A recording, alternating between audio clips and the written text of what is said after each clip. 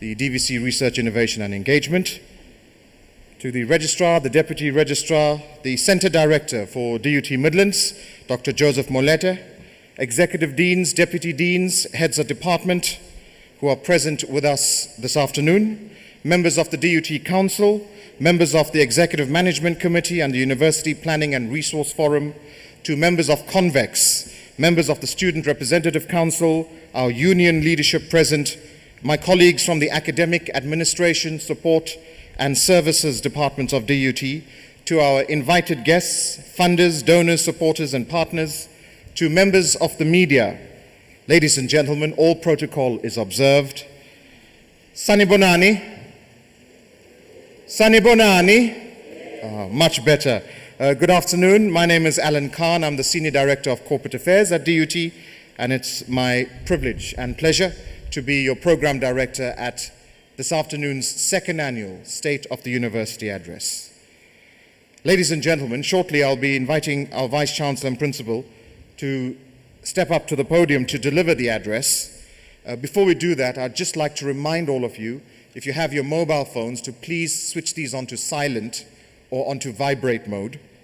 And if you are updating your social media accounts, our hashtag is hashtag SOUA20, that's SOUA 20. Today's State of the University Address will be streamed live on the Durban University of Technology website and also on the DUT YouTube channel.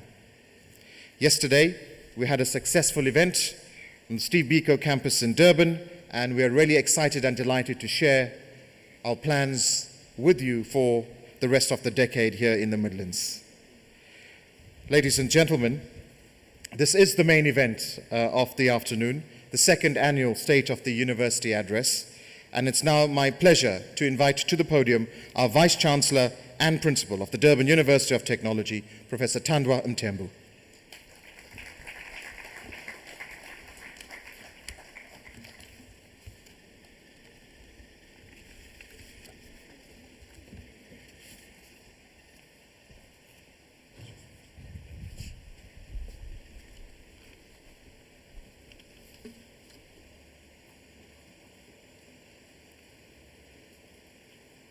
Thank you very much, Mr. Khan, for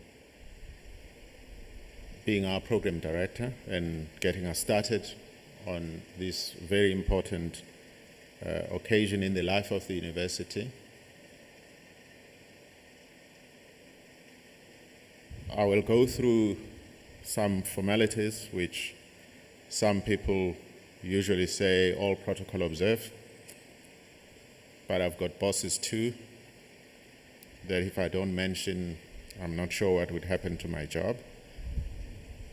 The Chancellor of the University is not with us, unfortunately, Ms. Nonkululeko Nyembezi.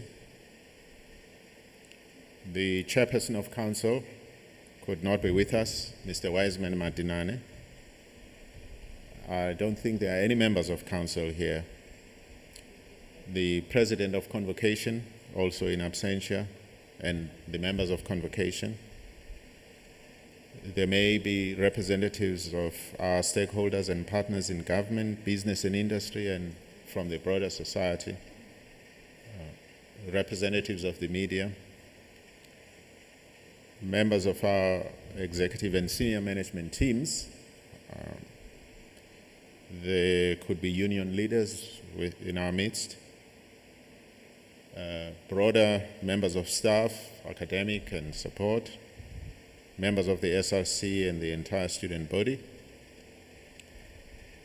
distinguished guests, ladies and gentlemen. I'm sure you would agree with me that a number of you may have listened to me via electronic media, including those among us who may have been there in Durban. I'm not really giving any different speech. We should be aware that there are so many of you who would have loved to be in Durban, but we decided we are going to have 2 sessions of this speech for the benefit of those who couldn't be in Durban. That would have been disruptive anyway if we would have taken all staff here and bus them to Durban. The good thing about the State of the University address, unlike the State of the Nation address, is that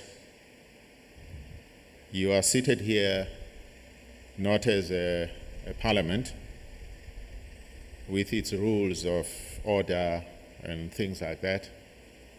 Nobody is going to raise points of order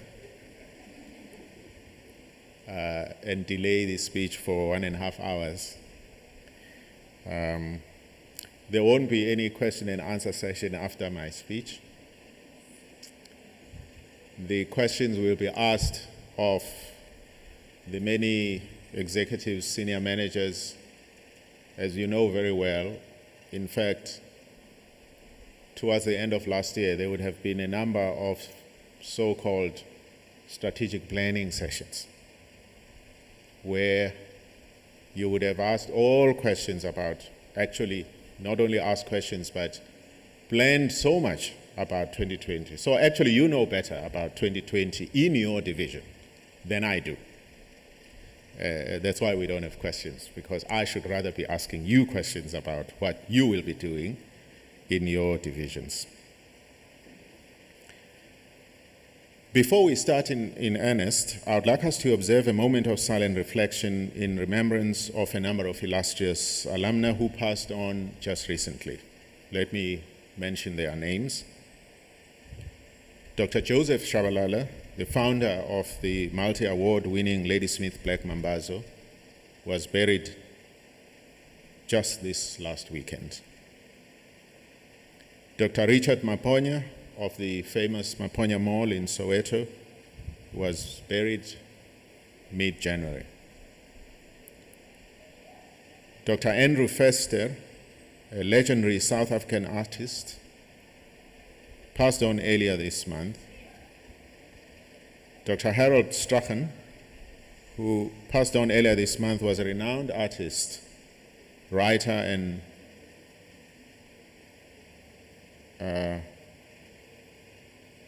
whose history as an anti-apartheid activist never lacked wit, intelligence, and self-awareness. All of these people were honorary graduates of DUT.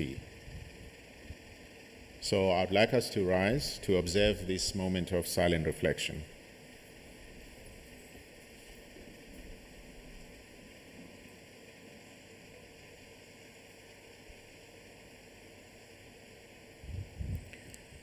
May their souls rest in peace. May their example be embedded in our hearts and souls, minds and deeds forever. Thank you very much.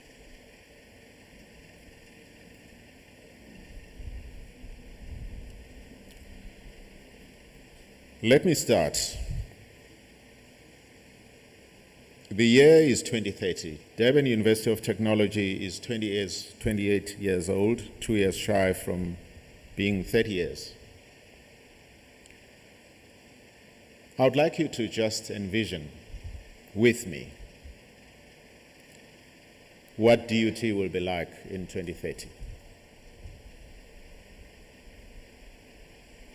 I envision that DUT in 2030 would have, since 2020, demonstrated that it is contributing impactfully towards improving the lives and livelihoods of the broader society.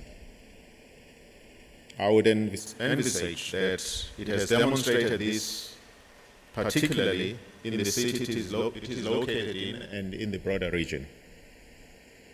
The broader region being the province of KZN and all the surrounding areas from which DUT draws its student population. So just envision with me 2030. DUT's people in 2030 irradiate strong values and are highly principled in the conduct of their rightful roles and responsibilities. Honesty, integrity, respect, compassion, commitment, transparency, fairness, excellence, professionalism, and accountability reign supreme at DUT.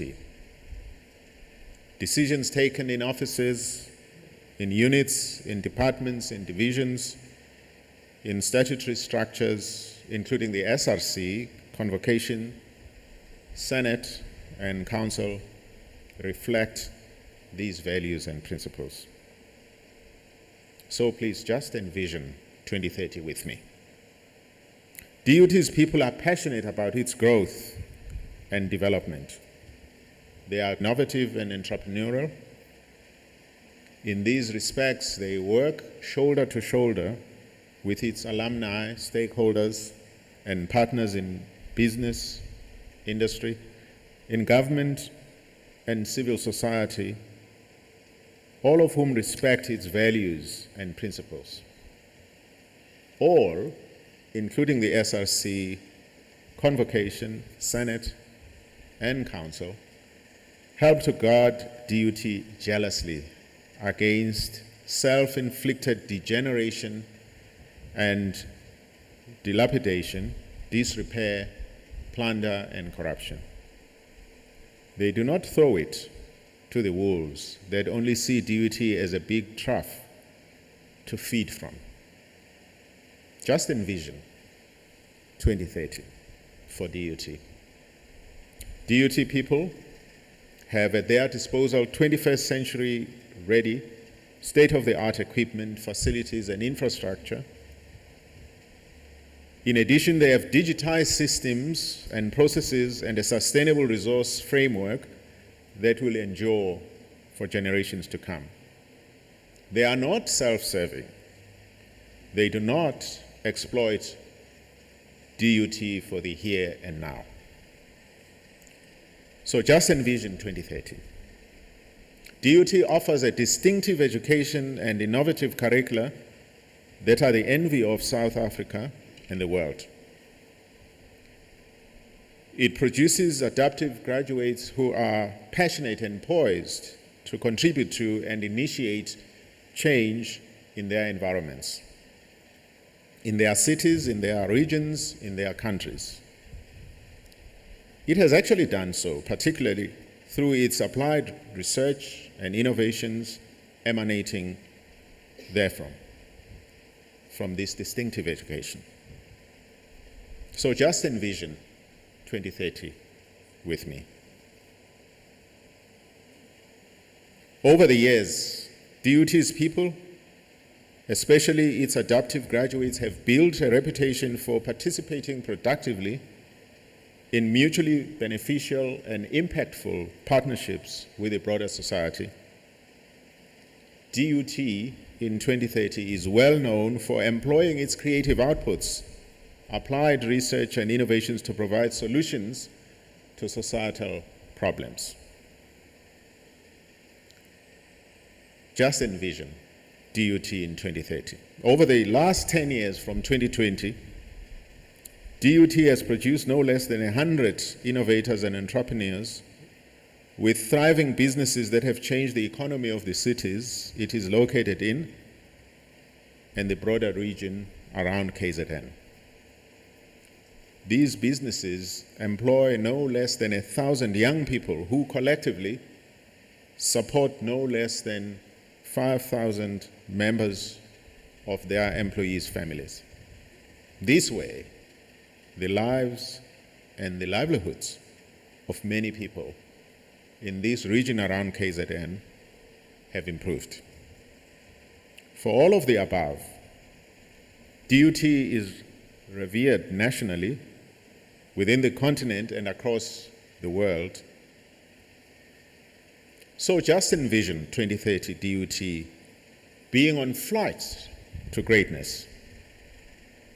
Chancellor, Chairman of Council in absentia, ladies and gentlemen, I have just briefly painted a picture of our intent as encapsulated in our Envision 2030 strategy as approved by Council in November 2019. Our strategy document has been given this name and Vision 2030 by Ms. Fiona Pillay from our design studio. She won the competition we ran recently for naming it. You should be aware of that competition, and some of you may have participated in it. So thanks a lot, Fiona, maybe in absentia here, for not only giving our strategy a name, but providing a very creative visual design for it that you might see later on. You are far ahead of many on this exciting flight to 2030. Since Council started DUT's strategy setting process at its workshop on 14 September 2018, we have been devising our strategy slowly, determinedly, methodically, and systematically. With the enviable and selfless leadership of experts and professionals in the Strategic Plan Working Group, we spent about 18 months together, not only as that working group, but as the university community, envisioning and shaping this shared destiny. In many workshops, presentations to faculties and other university structures, in town hall meetings, together, we dared to take this flight to greatness. We dared to be a DUT that is different, upended, and transformed. To consolidate all the ideas and suggestions gathered during the broad consultative process, 4 balanced scorecard perspectives or strategy map perspectives were crafted, mainly using research by our strategic plan working group experts, some of whom are lecturers in strategy right here at DUT, actually right here in the Midlands campuses. They are seated right here before us. So these 4 are stewardship, systems and processes, sustainability, and society. They are now going to be our strategic compass for the next 10 years. Doomsayers and cynics may doubt and criticize not only the broad-based process we employed, but our capacity too, to remain on flight and achieve our lofty goals. They are lofty indeed. Many of you and I know that it is imagination, dreams, vision, strategy, and plans that keep us on flight and spur us on in the right direction. For this reason, I dare say I speak for many in this hall and elsewhere who wish to see and are beginning to see a different, upended, and transforming DUT. With them and through our unrelenting hold onto our values and principles, we will dare to design our unique social impact as a community around our strategy. This social compact will ensure that we uproot our well-known perennial pathologies that have made us look inadequate, rather dilapidated and shabby, and disorderly too.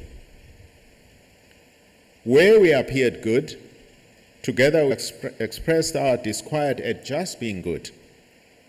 We said to ourselves, as Jim Collins would have, good is the enemy of great, because you'll never be great if you rest on your laurels because you think you're good.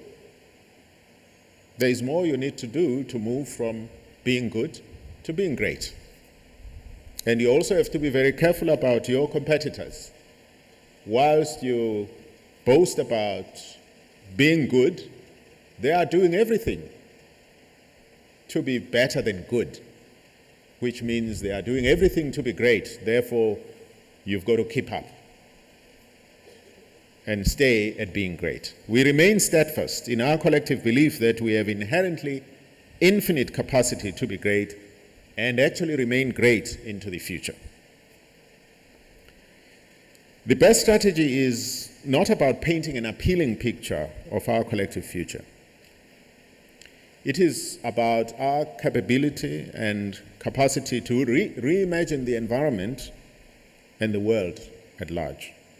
It is about preparing plans and putting together resources to achieve our objectives and our visions about our future. It is about committing to and actually doing everything that our Envision 2030 implores us to do. Around the same time in 2019, I gave the first DUT State of the University address after we had failed to give what would have been the real first one in 2018. Those who were in attendance or read it subsequently will remember that the 2019 State of the University address started on a rather melancholic note. We had just experienced violent protests and some of its inevitable outcomes, injury and death. During that address last year, I threw down the gauntlet at young people. I implored them to build a new legacy for this university, for this region, and for this country. I called for a legacy of hope for the future and not a retrogressive one that hankers after the past. A legacy of advancing our social economy as a country and not one that degenerates and distracts. With Envision 2030, we no longer have time for decrying the past nor the present. That's why I will not go through all the statistics about the state of the country, the state of poverty in the country, unemployment, and so forth. We know all of that. We should be trying to look ahead in terms of how we extricate ourselves from the scourge of unemployment, the scourge of poverty, and so forth. We can only do so if, as we have been on a bus for so many years now since I arrived, if we could disembark from the bus and actually take a flight to greatness. We don't want any wallowing, no frolicking, no prevarication, no inertia against change. Just to remind everyone, the State of the University address is normally about reflecting on the previous year's organizational performance and on plans for the current year. While in 2019 I used what I call the 4 Ps framework to structure this address, Envision 2030 suggests I use the 4 strategy map perspectives that I gave: stewardship, systems and processes, sustainability, and society. I'm going to use this to present this State of the University address. In addition, this occasion is also part of the launch of not only the strategy, but our revised logo that now includes the Zulu version of DUT's name. Inyuvesi yaseThekwini yezobuchwepheshe. So we should use this time optimally to do just that, to introduce Envision 2030 and everything else around it, including the launch of the revised logo.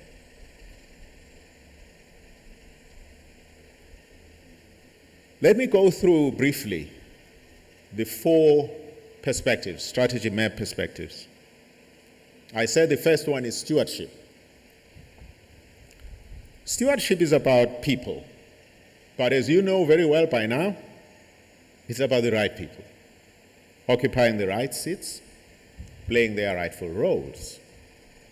It's about being true and selfless stewards of everyone and everything we are custodians of. It is about deep conviction and character. It is about something deeper in us, irreducible, intangible, that will sustain us on this flight to greatness. It is about our collective desire, capabilities, and capacities as DUT people to advance and guard jealously DUT's mission, its vision, and its objectives. Stewardship is about how deeply embedded our values and principles are in the practice of our collective agency as a university community.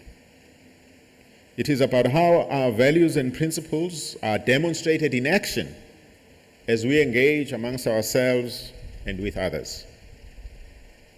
It is about being true, selfless, value and principle-driven custodians of our equipment, facilities, infrastructure, and buildings. Custodians of our distinctive education, applied research and innovation from which many generations to come must benefit. Stewardship is ultimately about what the fundamentals of our DNA as DUT are. While one strand of our DNA is about being people-centered and engaged, and on the other is about being innovative and entrepreneurial, both of these suggest behavioral traits we can only exhibit extrinsically. The question really is of a fundamental nature. What is it that exists at the intrinsic level, deeper in our hearts and souls, deeper in our minds and practices, that is irreducible, somewhat intangible, and that binds these two strands together? In my view, our values and principles must be that glue that binds all of these together. Our institutional culture emanating from these values and principles must irradiate our values and principles. Honesty, integrity, respect, compassion, commitment, transparency, fairness, excellence, professionalism, and accountability must reign supreme at DUT. As noted above, decisions taken in offices, in units, in departments, in divisions, in statutory structures, including the SRC, Convocation, Senate, and Council, must reflect these values and principles. Ultimately, when we adhere to these values and principles in our decision-making, everybody will be able to determine what our institutional culture is about. We'll be able to demonstrate it. I've written elsewhere about a number of our pathologies that betray so much that is against the values and principles mentioned above. In my meaning or issues, I've done that. These pathologies exist in HR, in finance, in maintenance, in student housing, in faculties, and everywhere else. Many of them are endemic. Like we see in the national body politic, those who thrive on them go all out to defend these pathologies. They draw their red lines we should not cross. In defense of these values, we shall cross those red lines. In fact, we are the ones who are going to draw red lines that people are not going to cross. In fact, as we draw the line, we will demonstrate that zijikile izinto at DUT. The tables have turned at DUT. We are in charge.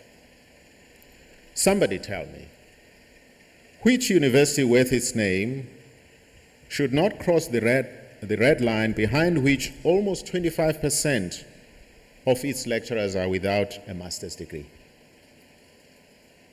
A doctoral degree in the finest of our universities around the world is actually a minimum for lecturing at a university.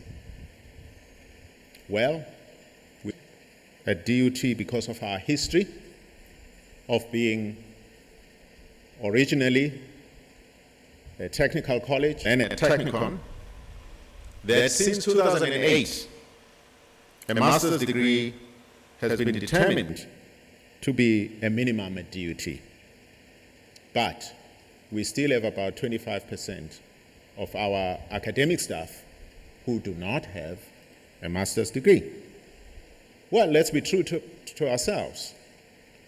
Let's be professional in this profession of lecturing. Let's be accountable. Let's show excellence.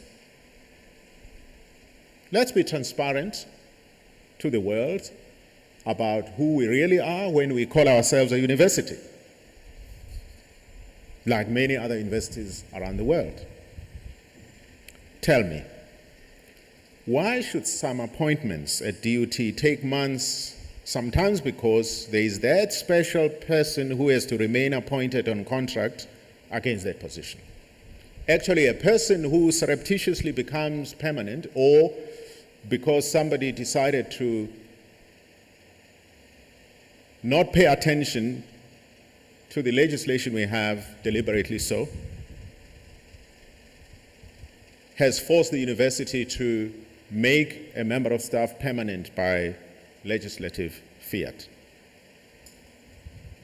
Just tell me, does it demonstrate compassion not to provide accommodation even for a day to a prospective who gets invited by us to register, and because they don't have this or that document and cannot register, therefore, have to sleep in the dangerous streets of Pietermaritzburg or Durban? These random examples of our pathologies fly in the face of our values and principles: honesty, integrity, respect, compassion, commitment, transparency, fairness, excellence, professionalism, and accountability. One of our major focus areas for 2020 in the area of stewardship is the Living Values Project, which is an integral part of reimagining and re-establishing our institutional culture through our values and principles. In this respect, we are partnering with the Magna Carta Observatory at the University of Bologna, Italy. The Magna Carta Observatory has pioneered this work over the last 15 years or so in many universities around the world that wish not only to talk about but live their values. DUT has to live its values. Thus, a number of living our values activities will take place, especially during the second semester of this year. But we do not have to wait for the second semester. Is it difficult to understand what honesty is? Integrity, respect, compassion, commitment, transparency, fairness, excellence, professionalism, and accountability. We don't have to be taught all of that. Deep down, we know what they are. Therefore, we do not have to wait for this process of project. Henceforth, every decision we take must have some or all of these values and principles embedded in it. Honesty, integrity, respect, compassion, commitment, transparency, fairness, excellence, professionalism, and accountability. You could take me on, you could take the whole management team on, should you be of the opinion that there are decisions that violate these values and principles. Let me go on to the second perspective: systems and processes. Institutional planning at DUT has matured quite appreciably. We did not pay millions to consultants to produce our Envision 2030. It has already been highly acclaimed by some of our partners at the finest universities in the world, in Finland, in Ireland, in the UK, in the Netherlands, in Germany, in Estonia, and many other places where they have had sight of Envision 2030. We produced Envision 2030 organically with our people, yourselves, in the town halls, in presentations we had, together with our experts, as I mentioned earlier. So again, thanks to the leadership of the Strategic Plan Working Group, members seated in front, and some of your colleagues here in the Midlands. Envision 2030 is a strategy and not a plan. So we don't have a plan yet. In the midst of finalizing Strategy 2030, or Envision 2030 as we now call it, we produced our 2020 Annual Performance Plan and our 2020 Extended Annual Performance Plan. These plans are simply transitionary plans, taking us from the old to the new system of doing things at DUT. Even though a lot of inspiration for these plans was drawn from Envision 2030, we still do not have the most appropriate metrics and measures to assess our performance on the new objectives. Yes, 12 strategic objectives have been determined, but not the key performance indicators, not the targets, not exact timelines. That's what we need to pursue this year. Envision 2030 is radically different from the previous strategy and plan.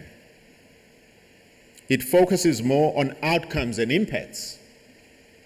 That's why you see in our strategic map that ultimately everything we do, whether it's at the level of stewardship, at the level of systems and processes, at the level of assuring sustainability of the university, all of it is being done to the benefit of the broader society. If universities do not focus on their role on improving lives and livelihoods in society, they might be seen by the same society as being irrelevant and therefore not worthy of investing. For example, if you are a student and you are part of the NSFAS system, just for your tuition and accommodation, government spends in the region of 100,000 rand a year. And if you remember very well, I said during my official opening address of the year that out of about 10 million young people between the ages of 18 and 24, it's only a million that are getting this 100,000 rand support per year. Actually, that 100,000 rand support per year compared to the other funds that come per student is very little. About another 200,000 or so is poured into the university because of one student, actually every student, whether they are part of the NSFAS system or not. So there is a lot of investment in our young people who are at our universities. And therefore, we must call upon them to focus on that new legacy, which is a legacy that should help to improve the lives and livelihoods of our people. The focus on institutional planning this year with regard to strategy implementation will thus be on 3 interrelated tasks. The first one is determining DUT's current position and the status of our 12 strategic objectives under which we would wish to measure our performance. In this respect, a lot of baseline research will be undertaken to help us understand where we are right now as we start this journey, this flight. The second task will be defining various outcomes and impact-oriented metrics, so measures, targets, and KPIs. The third would be ultimately producing that strategic plan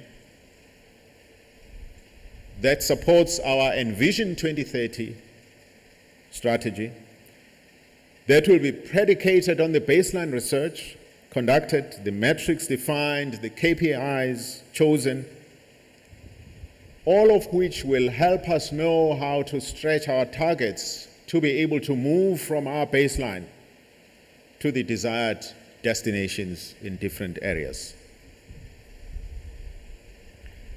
Just like with the Living Values project referred to above under Stewardship, in addition to these three tasks mentioned above, we will usher in a process of strengthening our shared knowledge and understanding of our strategy and direction. We will seek to reach a common understanding of what we mean by, for example, entrepreneurial and innovative, creative. What does it mean for our graduates to be adaptive? And all the other revolutionary concepts embodied in Envision 2030. Just as we develop the strategy organically and collectively, management will not be able to do this all alone. We have about 50 strategy advocates. They are simply highly inspired and motivated volunteers and nominees, regardless of their employment levels or position within the university. All we seek from you to be a strategy advocate is that inspiration, is that passion, is that willingness to embody our values and principles as we set ourselves on this flight to greatness. They will engage with our people in search of a deepened sense of ownership of and commitment to realizing our strategy. There are two strategic objectives in our strategy map that we'll focus on under the perspective of systems and processes, namely the digital environment and the state-of-the-art infrastructure. Let me say a few things about the digital environment. We will ensure that each and every division contributes to an improved digital environment in as many facets of our lives as a university as possible. In this respect, we are exploring the most appropriate and comprehensive ERP system, about which there is already a request for proposals underway. But even before that is in place, divisions will have to find ways and means to digitize a number of our manual systems as pilot projects.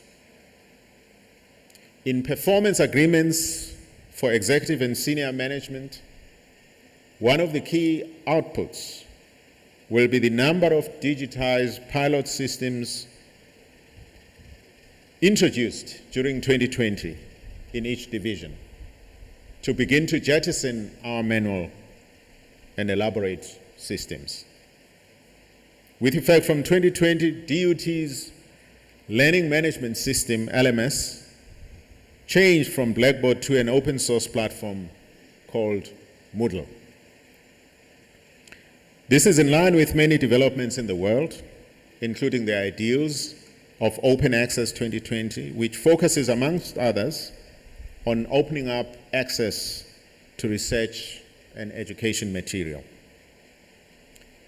Preparations for our move to Moodle, both in respect of staffing and infrastructure, constituted the bulk of work in 2019. So we'll do more to ensure that we develop automated course and enrollment management modules for Moodle. Towards the end of 2019, we entered into a partnership with Higher Education Partners, South Africa, HEPSA, to develop a number of fully online pilot modules, some of which will assist in our continuing professional development program, CPD, for our alumni and many others who wish to earn DUT qualifications using this medium. Each faculty has identified a number of these pilot modules that will be implemented over the next few months and years. Evidence-based management will be a hallmark of our systems. DUT has a range of different data sets that require warehousing and management. DUT's Data Day that was organized in August 2019 provided opportunities to various departments, academic and administrative, to exhibit their data sets. The university's new data warehouse, the Power Heater platform, and the student tracking and data analytics system, AutoScholar, that is used for first and second year students to track their progress and success, were also launched in August 2019. In 2020, we'll see more extensive use of these digital platforms to manage the performance of our students and monitor administrative functions. There are actually indications that most students are making use of our streamlined online and off-campus registration system. Students no longer have to be in a queue to get registered at DUT. In 2020, we also introduced a one registration system to reduce all the stress our students suffer with 2 semester-based registrations in January, February, and July that have all sorts of implications in our system. Just for interest's sake, since I'm talking about registration, in February 2020, we had registered a total of 31,074 students at DUT. I think by now we're probably at 32,000, round about there. Thus, calls for a shutdown are calls about the 31,200 students or so not having an education that they have registered for. I had some questions from the media about the security situation at the university yesterday. I was asked a question about, or one journalist actually said, I feel very scared coming to DUT. As I came through here, there were many security people. Well, I said, well, you are very lucky because you are scared of people who have been brought in to protect limb and life and buildings and facilities. Probably you are brave enough to face bricks and stones and arson. The number of first-time entering students stood at 8,000, just about. And as of that date, the 18th of February, we were running short of 522 students in this category, notwithstanding 2 faculties already having oversubscribed. The number of returning students stood at 23,060, which is 1,377 more than what we planned for and agreed with DHET. So on behalf of returning students, a number of whom are likely to be the ones doing a lot, we have bent over backwards and broken by admitting 1,377, probably more now, students. We will face all sorts of penalties because of doing that. The department, as of this year, has started to penalize universities that can't keep to the numbers agreed with the department. So that's a little about the digital environment. A few things about the state-of-the-art infrastructure. As of 30 November 2019, when Council met, it approved our long-term spatial plan 2020 to 2040, which is essentially a revised 2014 master plan. So we do not have just a 20-year spatial plan, but we do have funding to make it happen. I've heard some people say, how will this infrastructure be funded? Because we are not getting bonuses. The university tells us it doesn't have money. No. The university does have money, but not only for salaries, but for the infrastructure that we all see is so dilapidated.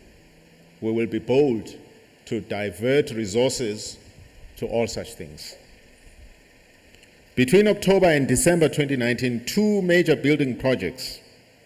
Right here at Indumiso Campus, we broke ground for the engineering building, phase 2, sometime in October, I think, or early November. At the Biko campus, we have demolished a number of old buildings to make way for a multi-purpose student center, entrepreneurship center. These 2 projects alone, the one over here and the one at Biko, will cost us 476 million rand. Of course, there is support from the Department of Higher Education and Training in most of the infrastructure we build. A number of small and old buildings, as I say, more and more, especially at Biko campus, will make way not only, as I said earlier, for the multipurpose center, but also for an academic administration, not really academic administration, but a broader administration building at Biko campus that will make space at a number of our campuses so that they could focus. For example, ML Sultan has many administrative offices there, and those could make way for more academic space since, for example, ML Sultan cannot really grow much bigger than it is. There is no space anymore. For 2020, we have a budget of 303 million to spend on student housing, deferred maintenance, and other priority projects like improved access for differently abled people. I hope Mr. Khan has corrected people in the media who, in a sense, quoted this, but out of context. They made it sound like 303 million is only for student housing, but it's also for a number of things. We are determined to renovate all of our university-owned residences by June 2020. Actually, the process of renovation started in October 2019 already. I hope our students will bear with us as we make our residences state-of-the-art. What I'm talking about is about state-of-the-art infrastructure, whether physical, academic, or otherwise. We should soon complete a feasibility study for public-private partnerships we require to provide more state-of-the-art accommodation for our students. DUT between the Midlands and Durban only offers less than 1,000. It's 3,000, maybe 800 or so beds for our 32,000 students. That is not enough. We end up having to rely on a number of landlords who have buildings of varying capacity and quality, and a number of those buildings do not even fully comply with the norms and standards from our Department of Higher Education and Training for student accommodation. But when you do not have your own resources, you tend to rely on what is available.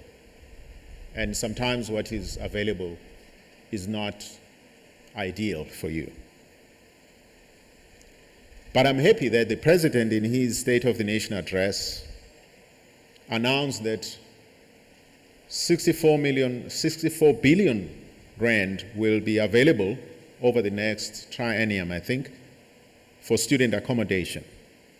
This will be a great boost to our limited attempts to solve the problem of accommodation for our students. During 2020, we'll produce designs and plans for various sub-projects that are part of our 1.1 billion rand infrastructure project that should be complete by 2024. I may long have left this university then.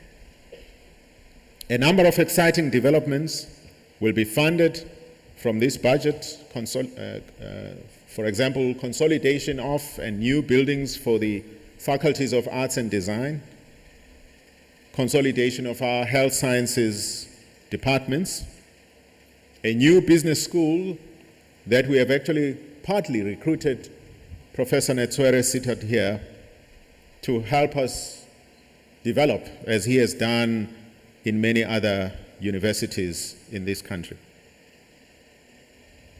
So there are lots of facilities that will be coming through out of this 1.1 billion rand infrastructure budget. It's not only the big infrastructure like buildings that is important, but our equipment and facilities also need care. Our budget for 2020 is 653 million rand, which is up from 179 million rand in 2019. Our equipment must also be state-of-the-art. We are exploring lease options for example, vehicles, computers that we know have limited shelf life. This is to ensure that they are not only managed more professionally, but could be replaced incrementally as they reach their end of their shelf life. Do you know that our oldest car, I looked at the records at DUT, is a 1996 Toyota Venture 2.2. That's how we sweat our equipment, our vehicles dry. And that's how we expose our staff and students to a lot of danger as we keep all of these cars and keep the money in the bank. Well, I do know how to count, although you mustn't trust mathematicians for counting. Counting is called arithmetic, not mathematics really. So we are good as mathematicians, not as arithmeticians. But if you can trust me, we have done our figures. We can afford to do all the things that I've mentioned from our own operational budgets and from our own reserves.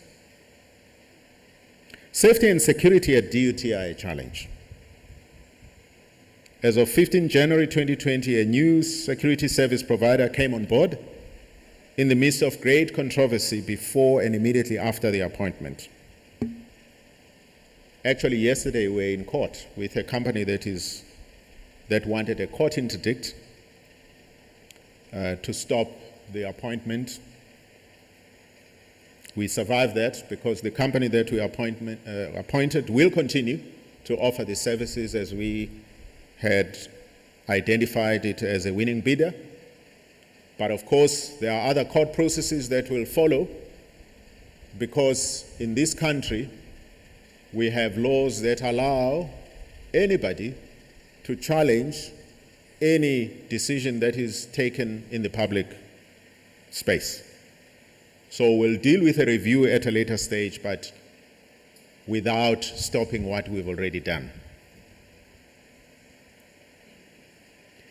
We have further put aside 31 million rand for what we call strategic priorities or imperatives. These are high-impact strategic projects that are designed to show visible movement towards achieving our objectives. The themes for this year range from institutionalization of innovation and entrepreneurship, greening our environment, e-learning, and co-curricular activities that help to develop our students holistically. We do not have mechanisms to encourage our students to focus on many other spheres of their lives as they develop into fully fledged individuals who need to participate productively in the economy of this country. Towards the end of last year, Student Services sent a group of 10 student leaders to China, well, before the coronavirus broke out. to educate themselves about what happens in a number of institutions some of us have seen and visited in China. Young people are fully occupied in a number of what used to be called extracurricular activity in arts, in culture, in so many things. It seems sometimes in South Africa the only pastime our young people have is this thing called a toi-toi. And I'm pretty sure there are many young people who have many varied interests in sports, in arts, in culture, in music, in many other things they could do. We must begin to provide those opportunities, encourage them to participate in those activities. They shouldn't be like me. A story I could tell you about me at the University of Fort Hare is that I lived in a residence that was maybe 200 meters from the Great Hall, where in 1983, that's how old I am, as a second-year student, Brenda Fassie was playing. That was on a Saturday. But because I had my exam on Monday, I didn't go there. I studied whilst listening to the music from my room. Well, young people shouldn't be like me. Engage in a lot of activities that broaden their lives. One other thing I did was that when I was doing first year, that I wouldn't have a girlfriend at Fort Hare because I thought I would be very distracted. I thought I would have many demands on my time, on the little resources I had. So I never had throughout my degree. Of course, I had at home.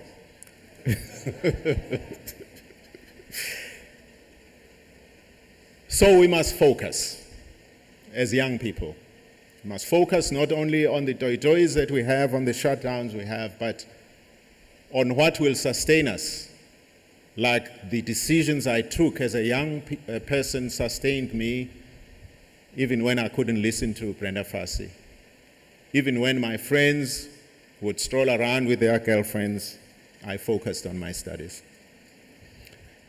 And after that, I've had so much of life that I really don't know what to do with it in terms of all of those other issues, whether it's music, whether it's having relationships. So you can wait. Let me talk about sustainability as the third perspective. Envision 2030 identifies 3 strategic objectives for this perspective, namely distinctive education, green ecosystems, and financial sustainability. As noted above, our focus for 2020 will be on the first 2 perspectives, stewardship and systems. But that does not mean we have to lose sight of our overall sustainability, educational, physical, and financial. We have been working hard over the last few years to ensure that our qualifications are aligned with the Higher Education Qualifications Sub-Framework, HEQSF. We have obtained all the necessary approvals and accreditations for the majority of our new qualifications, including certificates, diplomas, bachelor degrees, master's degrees, doctoral degrees. Advanced diplomas are part of the articulation route from diplomas to master's degrees that have also been accredited. We should very soon have all our honors and postgraduate diplomas that have not been accredited. Just because we have HEQSF aligned programs does not mean or does not make for the distinctive education we talk about. We are investing in doing more on innovation and entrepreneurship, nurturing adaptive graduates. In 2019, to this effect of doing more on innovation and entrepreneurship to produce and nurture adaptive graduates, we made a small but significant start in problem-based learning, a project that will continue in 2020 and beyond, mainly through a partnership we have with the Munich University of Applied Sciences. We have a professor that has been with us since last year, Professor Christoph Maurer, who is helping us in this respect. This is meant to help us put in place this distinctive education, to change a number of methodologies we've used to impart knowledge. Methodologies that don't necessarily produce innovators and entrepreneurs who could make a contribution to society, who could make a contribution towards improving the lives and the livelihoods of our people. A number of our academics have been PBL trained, and more will be trained to ensure we use more innovative ways of imparting knowledge. And I'm calling upon all our academics to embrace this attempt at game-changing philosophy and approach to our education. The impact of this approach will be apparent in a few years to come as our students begin to provide innovative solutions to societal problems as Envision 2030 promises.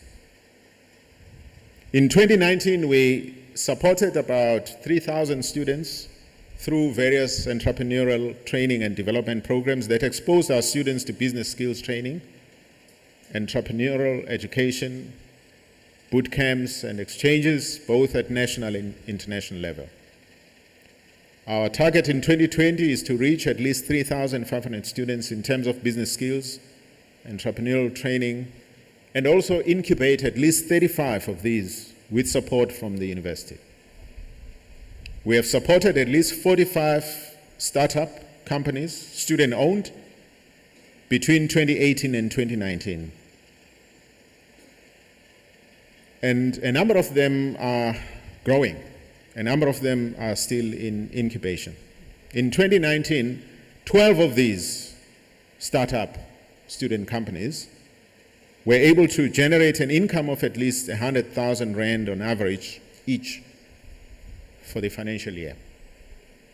So when we talk about doing things that will ultimately lead to society benefiting from what we do, the activities that will help us achieve that objective. In recognition of all the investment and support we provide to student innovators and entrepreneurs, in 2019, DUT was awarded the inaugural Entrepreneurship Development in Higher Education Leadership Award. Our enactors, which is also driven from this campus and also in Durban, from the entrepreneurship desk, a student-run social entrepreneurship program saw our students win the Enactors National Competition and representing South Africa at the World Enactors Competition, 2 years in a row in 2018 and 2019. It seems to me, whatever we focus on, determinedly, doggedly, whether it is our Enactors program, whether it is our Envision 2030 strategy, there is not only national, but international acclaim. Of course, it's too early in the days to make that determination in terms of Envision 2030. But what they have seen at the universities that we have visited, as I noted, the countries we've visited, there is much appreciation of what we've been able to do. To support these activities further and before our Innovation Hub and Business Park are in place, an interim business park will be launched in 2020 to increase our business incubation space.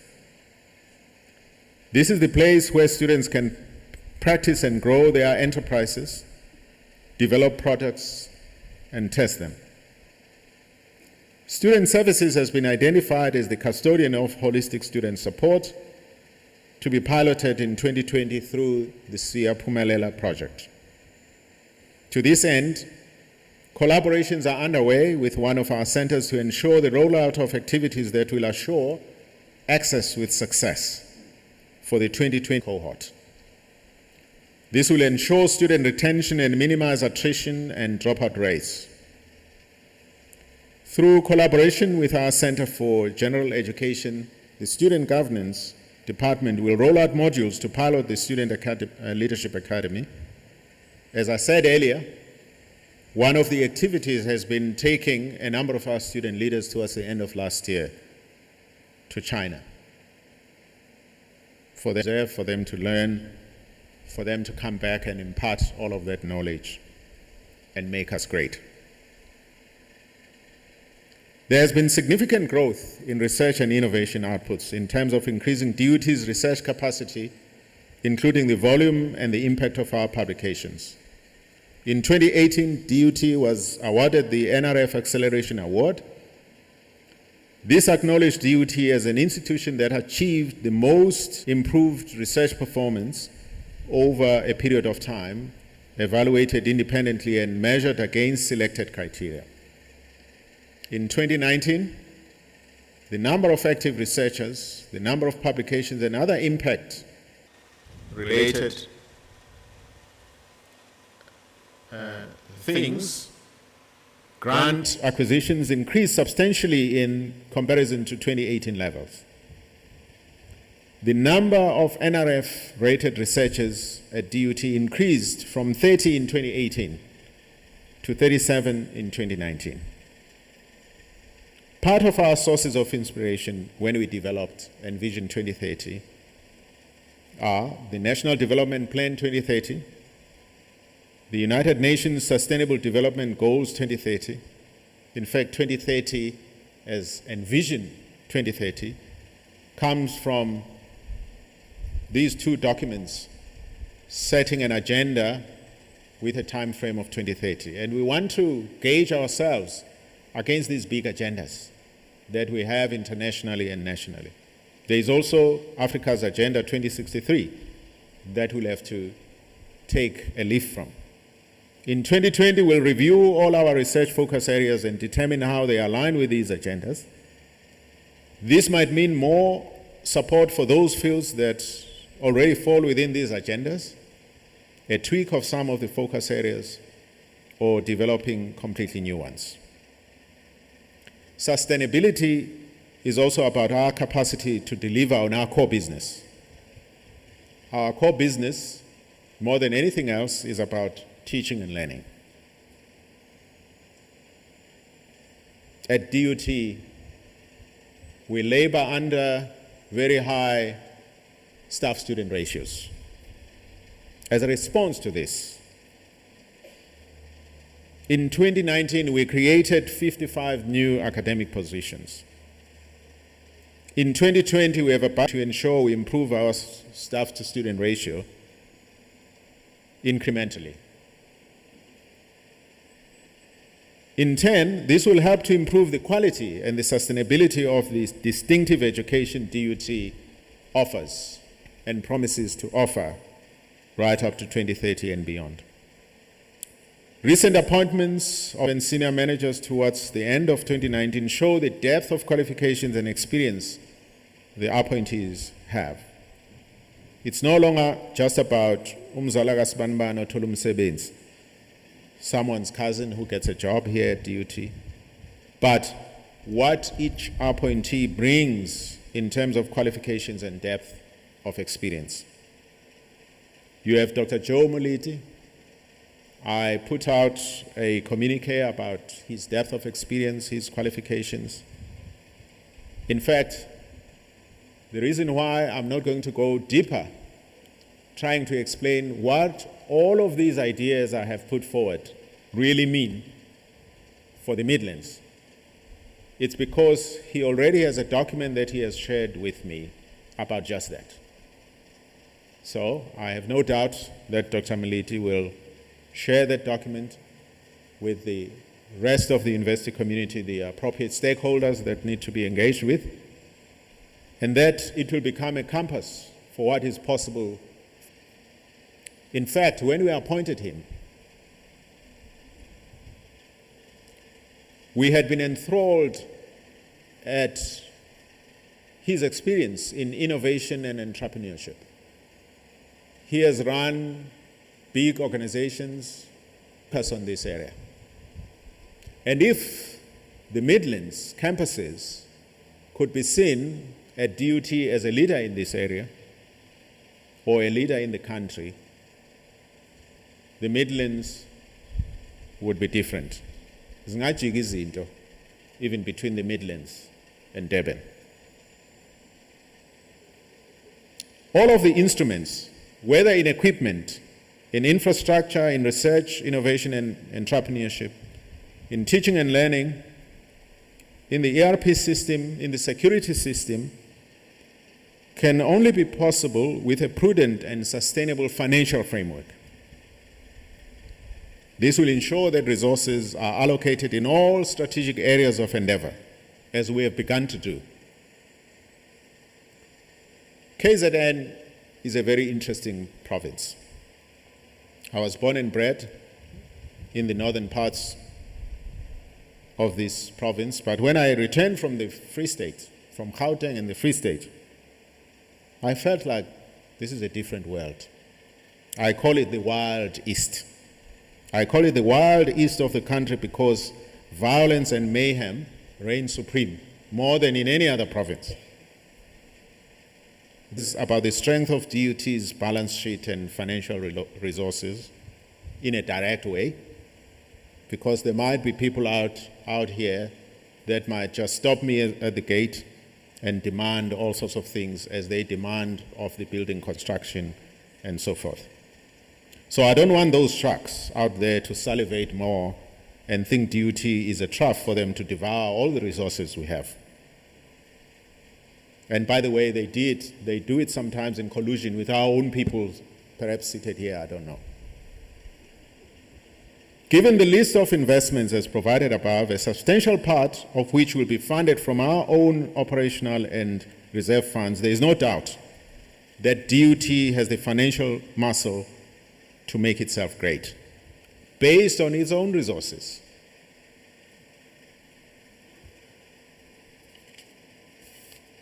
Let me, as I end the address, talk a bit about the fourth perspective, society, about contributing to improving lives and livelihoods.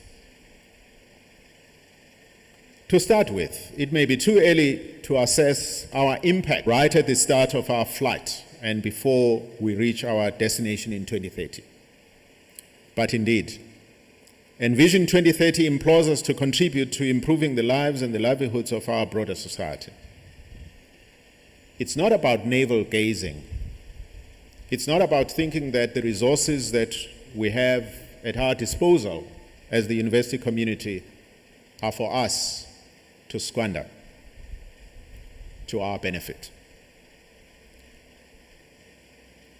Whether it is the impact of our equipment, facilities, and infrastructure, whether it is the impact of our applied research, innovations, and entrepreneurship, whether it is the impact of our distinctive education, Zijikile izinto DUT. DUT has been appended. Indeed, DUT is now different unless you choose not to see. It's different, it's upended, it's transforming. In conclusion, I must point out that it is people that bring life to any strategy as we stand on the brink of implementing Envision 2030, and as we fly to greatness, always remember that it is people, but not just anybody, the right people occupying the right seats and playing the right roles.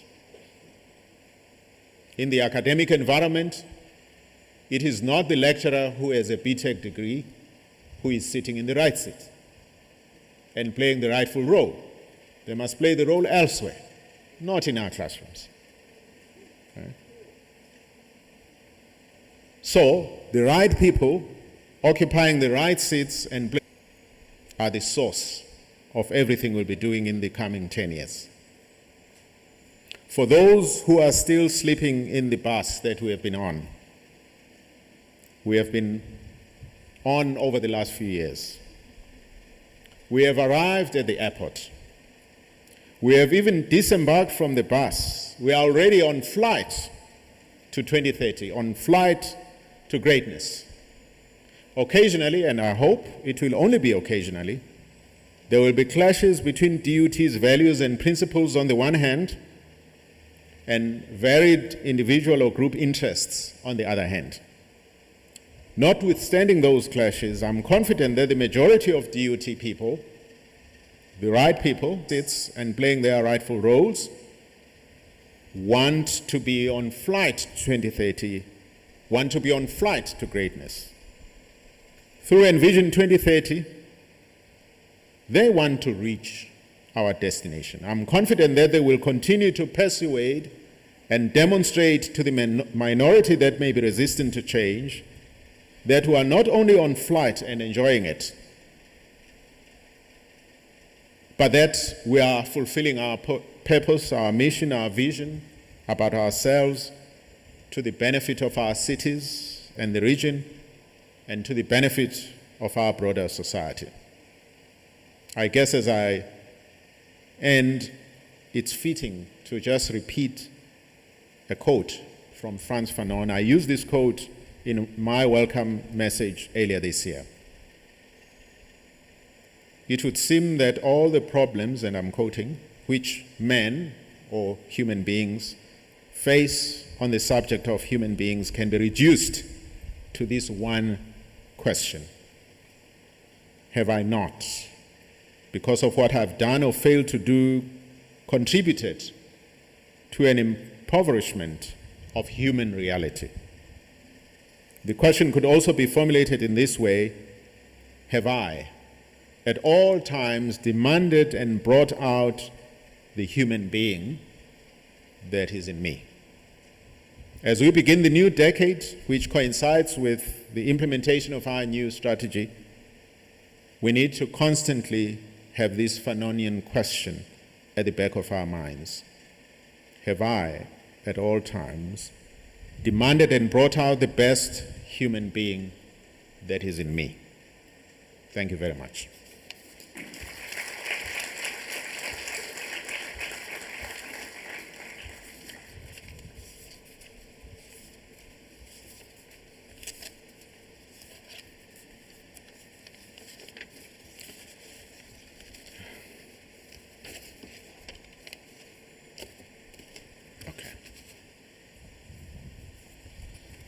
Thank you, Vice-Chancellor. Ladies and gentlemen, another round of applause, please. Siyabonga Mvalas, our Vice-Chancellor and Principal, Professor Tandwa Ntembu, delivering the second annual State of the University Address. Inspiring and enlightening words.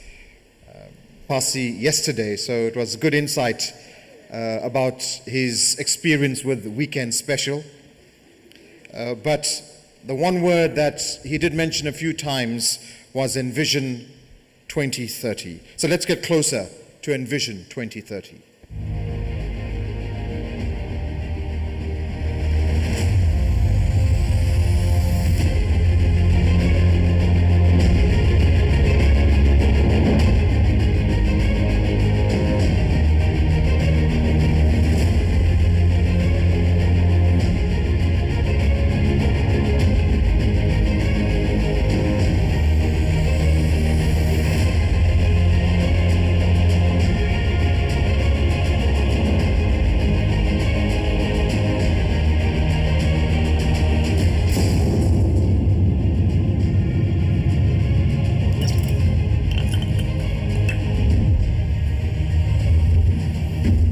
So as Professor Mtembu mentioned in his speech, the Envision 2030 was part of a competition that we ran amongst all students and staff over the last few weeks. And the team who deliberated over all the entries finally arrived at the winning name, which was Envision 2030. And one of our colleagues, Ms. Fiona Pillay, who works in the design studio at DUT, was the winner of that competition. She was at the event yesterday on the Steve Biko campus, and we all gave her a round of applause. I'm going to ask you, in her absence, to just give her a round of applause and say, well done to Fiona. Not just the name, but the design as well, which she had originated. I'm sure she's going to enjoy spending the prize as well. Ladies and gentlemen, as you know, our university revised its corporate identity in 2013 when our council approved a new logo and a new marketing strategy. That logo, which you see today, was designed by students from our visual communication design department in the Faculty of Arts and Design. They worked in an incubator called Workspace, and I think we must be the only university amongst the 26 that has its logo and brand designed by students, and we are immensely proud of this. It served us well, but as you will now see, and you've heard from the Vice-Chancellor, it has been refreshed. And this has been done by members of the design studio.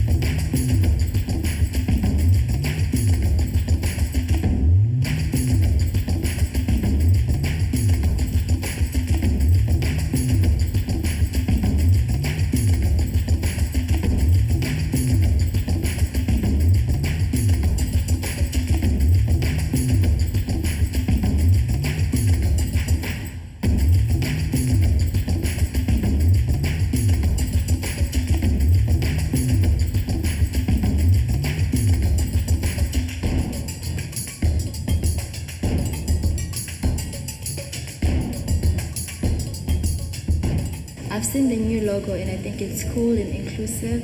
I really like it. I saw the new DT logo. I've seen the logo, looks interesting. I heard about it and I heard that the name of the university is now also going to be reflected in isiZulu. Very happy because the university is part of the community of KwaZulu-Natal, and the majority of people living in this province are actually Zulu speaking. The majority of students here are from KwaZulu-Natal and are Zulu speaking people, so it's uniting. I think that makes it more inclusive and it's more accommodating to other students. Because it's diverse. And it's colorful. We are very excited about the new logo. I think our new strategy 2030, talks about being inclusive, building our region, and we hope that with the new logo we'll be able to include the community, work with many people who are very interested around Mbali Township, and we hope that we will make the impact. Very excited. A few years ago, the university got involved in a series of decolonization workshops. And one of the important areas that were discussed at the time included the name of the university and the fact that, well, it's only in English. And I think it's an evolution of the DUT brand and our logo, where it now includes isiZulu, which is the primary language of this region. And it just makes sense that a university that is uniquely entrenched in its local communities and it's part of the KwaZulu-Natal fabric includes in its name the #1 language in the province.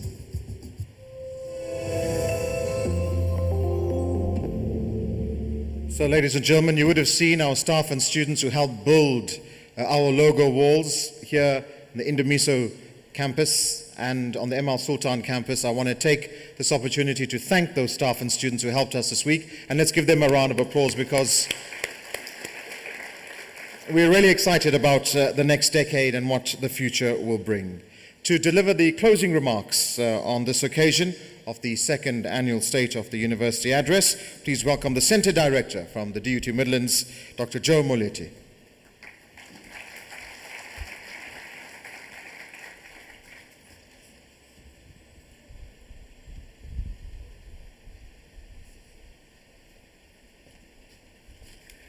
Oh yes, exciting times indeed.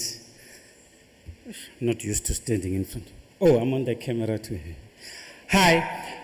I greet you all in the name of my shepherd who makes me and helps me walk through the valley of the shadow of death fearlessly so.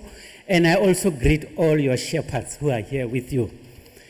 It is exciting times, and if you are not excited, probably something is wrong with you. We need to work on you. VC, we thank you for the delivery of a stellar State of the University address. I'd like to thank also the members of executive and management who came all the way to be with us. Can you please give them a round of applause? We welcome them, we love them, we love to see them here more and more. And by the way, they have to sit through the speech twice. So that shows they are taking us seriously, and we appreciate that. I also like to thank all my staff who made time to come here. I know some are not here.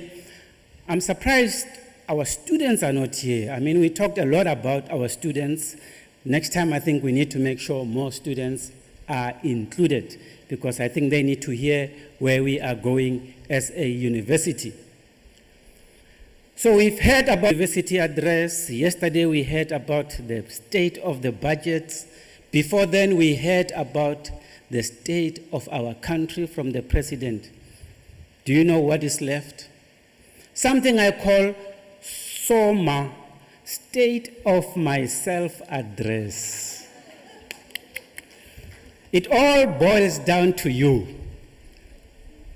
Now, if you were to stand up here and give your state of yourself address, how would it be like? Probably you set goals last year and year before, you reviewed them, and you're about to stand up and tell us what happened. And I'm sure part of the address will include, there are about 7 areas in SOMA. The first one is your health.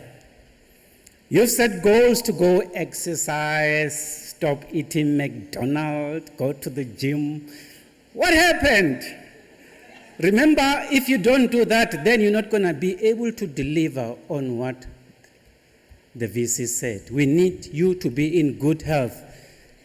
Maybe you can include some of those elements in your 2030 strategy. If you don't have it, we're going to help you. We need you to go get checked in time. Make sure you are healthy. If you are a little bit sick, don't worry. Technology has worked on our favor. You just stay on medication and buy another day. The second element that is on the SOMA is your career. Are you really growing and developing as a person? There's no point of us talking millions if you are not growing. I hope you are growing. If you are to stand up and tell us what happened in the last few years, the goals that you set, like maybe completing your master's, PhD, studying new things, maybe you've done it. If you haven't, don't worry, put it in your 2030 strategy. There's still another chance. Your finances, how are they doing? We spoke billions here. If we look in your bank account, is it depressing? Pella, sometimes it's tempting. You come at work, you're working in procurement with millions and millions. When we go to look at your own personal account, it's embarrassing. Then you are tempted. So we have to teach you how to save, spend less. Maybe you need to cut some of the expenses, downgrade to a smaller car, smaller house, so that you don't get tempted when you come to deal with our billions. The other part is your spirituality, is your shepherd with you, because you're going to need him more and more. Sometimes when it gets tough, the only person you can depend on is your shepherd. And if you've forgotten him, it's not too late. Let's stick him in the 2030 strategy and say, dear Lord, I'm going to pray more and more so that I can grow as a person. But this year, I can assure you, most of my staff are very excited. I've engaged with them. They are ready. And most of them have already come to me after a few engagements with ideas of what they want to do. But I must confess, there are a few wounded souls. There are a few who are struggling. They are hurting. And largely because of what happened in the past, maybe I've requested to go for a conference, they've declined me, I'm still angry. Maybe I wanted this, they didn't give it, maybe, and they go around as wounded soldiers. 3 statements for those people. Robert Schuller says, tough times never last, only tough people do. Just be strong, it's gonna get better. The book of Ecclesiastes 3 says, to everything, hallelujah, there is time, there is a purpose under heaven. So if they declined you before, don't be scared to ask again. Maybe this is the right time for your idea to be nurtured. But the last thing we want is you to walk around in that soul depressed, because your negative energy affects us. We wake up excited to come here, but once we hit the door, ooh, there's a big negative cloud coming from your office. We don't want that to happen. But you have to fight for a good fight. I mean, if you need anything of value in this world, you need to fight. But guess what? The fight is not with the other person causing you pain. Those who cause you pain are vibrating like chickens down there, and you are an eagle, you need to be there. If you come down and try to fight them there, you won't win, because they are there, that's their game. So you gotta remain high, excited, flying high, and trusting. The fight that you need to fight is a mental fight. Most of what holds you hostage is the chain that you are chained with in your mind. It's like an elephant story. You know how they tame an elephant? They tie it on a tree when it's little, and it stays there. When it tries to move, it can't. After some time, they remove the shackle and put a small bandage on the leg. The elephant still believes, I'm not going to go anywhere. We have removed the shackles. We ask people to come with ideas to be excited, but they're still shackled and grumpy. Ladies and gentlemen, let's dream big. You've heard from the VC, as I always say, money is not one of our problems. Not at all. I promise you it's exciting to be in this type of institution where you see this earth-moving equipment moving around, our best library in the world, and things are happening. So we are very privileged, if you don't know. We are at a very privileged space, and the best thing you can do is to take advantage of the opportunities and grow as a person as well, and shine and make us proud. Zig Ziglar says, if you want to develop a good business, just develop winning people. If people are excited, they've got a big dream, and they look forward to coming to work, everything else will come into space. I'm a big believer in people. So I'm going to help you to put your 2030 strategy. Make sure you write it down. You see the university strategy, those same objectives, you can personalize them. You need to develop your innovative curriculum in whatever you can teach. Maybe you know how to do hair better. Don't worry about being an administrator.